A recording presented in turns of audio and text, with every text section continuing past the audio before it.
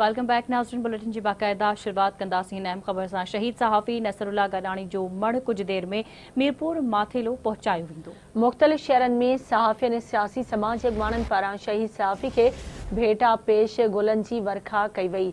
इन हवाले सां तफ़सील मालूम कंदासीं। आवाज़ न्यूज़ जे रिपोर्टर लतीफ़ वसीर खां।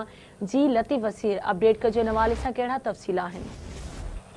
जी बिल्कुल, शहीद सहाफ़ी नसरुल्लाह गडानी जो मढ़ कुछ देर में मीरपुर माथेलो पहुंचंदो, जिथे वॾी तादाद में हितां जा जेके शहरी थोड़े जे मुख़्तलिफ़ एरियाज़ जा माण्हू पहुतल आहिनि। इस्तक़बाल जी तयारियूं कयूं पियूं उन्हनि खे भेटा पेश करण लाइ।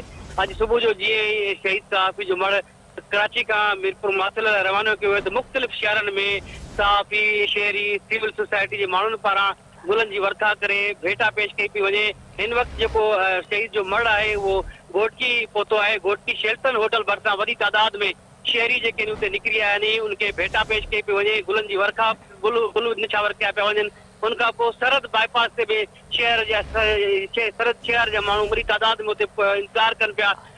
कुछ देर खां पोइ मीरपुर माथेलो पहुचंदो, जिथे हिन वक़्तु जेका SSP ऑफिस साम्हूं हज़ारे माण्हू हिते जेके मौजूद आहिनि, जेके उनखे शहीद सहाफ़ी खे भेटा पेश कंदा, गुलनि जी वर्खा कंदा।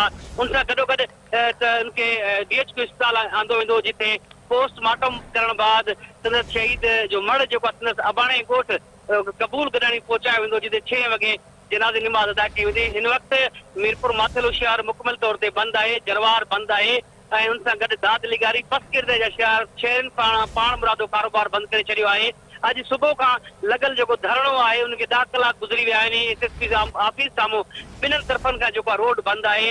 शहरी, सिविल सोसाइटी, स्कूली ॿारड़ा, शागिर्द वॾी तादाद में हिते धरणे में वेठल आहिनि ऐं उहे इंतज़ार कनि पिया त जीअं ई शहीद जो मढ़ पहुचंदो त उनखे भेटा पेश करण लाइ जेको आहे तयारियूं कई पियूं वञनि। उनखां पोइ उनखे आंदो वेंदो। जी ठीक है लतीफ़ वसीर, जी मेहरबानी अपडेट करण के लिए।